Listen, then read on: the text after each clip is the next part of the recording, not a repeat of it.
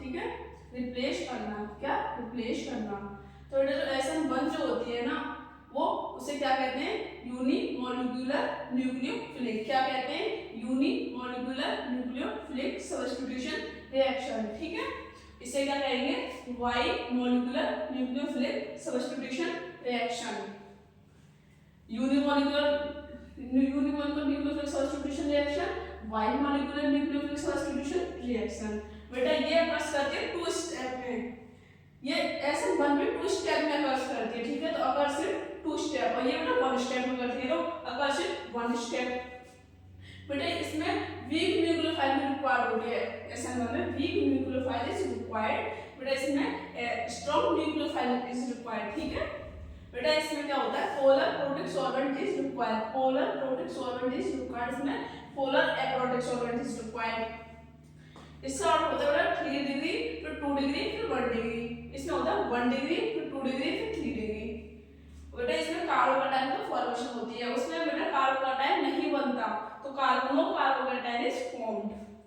इसमें बेटा racemic mixture बनता है, racemic mixture is obtained, racemic mixture बनता है, इसमें बेटा इन्वर्जन प्रोडक्ट बनता है, इन्वर्जन प्रोडक्ट इज ऑब्टेन्ड। बेटा अभी आपको ये समझ में नहीं आ रहा होगा, मैं आपको इसको डिटेल में डिस्कस कराऊंगी, ठीक है। तो आप इसे नोट कीजिए।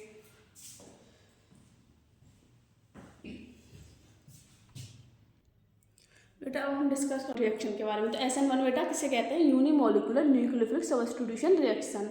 ये 2 स्टेप में होती है। फर्स्ट स्टेप होता है इसका फॉर्मेशन ऑफ कार्बोकैटायन, और सेकंड स्टेप होता है अटैक ऑफ न्यूक्लियोफाइल।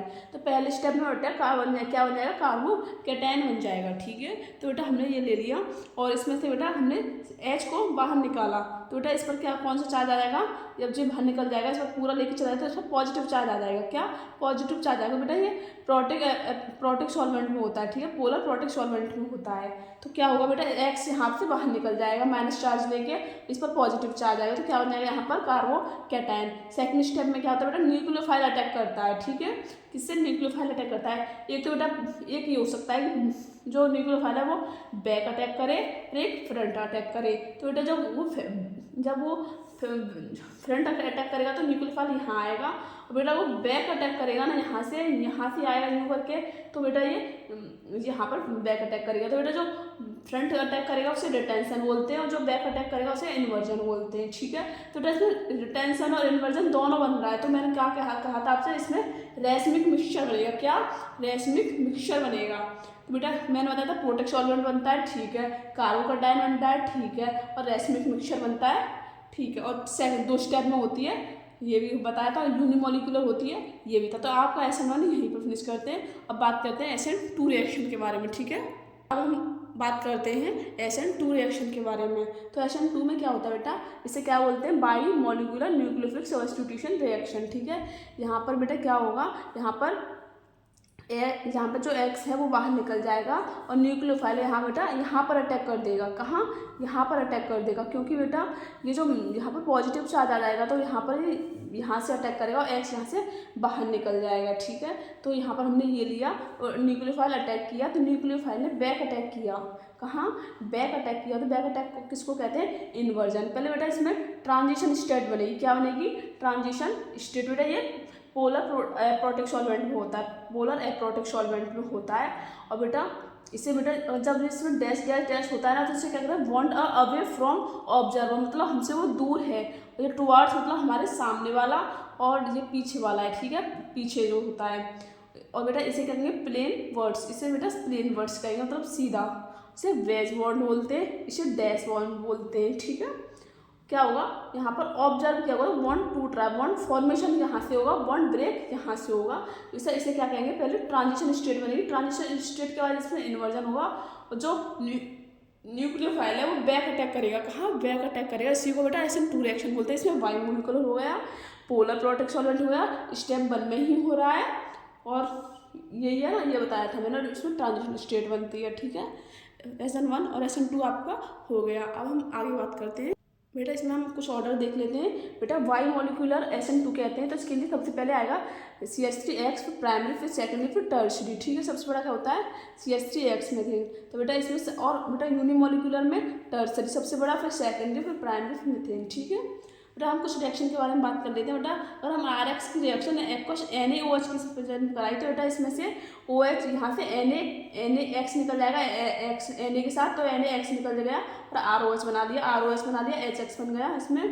और इसमें क्या होगा बेटा, R के साथ KCN जुड़ जाएगा और KH निकल जाएगा, R के साथ NC जुड़ जाएगा और AgX निकल जाएगा। इसे बेटा एम्बिडेंट न्यूक्लियोफाइल कहते हैं। क्या? एम्बिडेंट न्यूक्लियोफाइल कहते हैं। ठीक है बेटा हमने बात कर ली न्यूक्लियोफिलिक रिएक्शन के बारे में। सेकंड आती है बेटा केमिकल प्रॉपर्टीज में एलिमिनेशन रिएक्शन। कौन सी आती है बेटा?